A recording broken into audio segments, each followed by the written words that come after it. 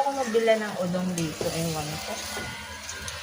Ilang araw, matagal na talaga ako nagkikrave ng yung udong. Kasi na-miss ko yung nasa Mindanao ako. Meron doon, lagi namin niluluto yung udong. Dito hinahanap ko, wala akong makita. Puro miswa. Hindi ako na miswa. Yan. Kaya experiment tayo, guys. Ayan. So, nagpakulo na nga pala ako ng tubig pang sabaw dito.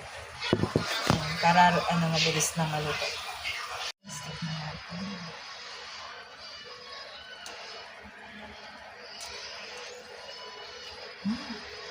Malasa.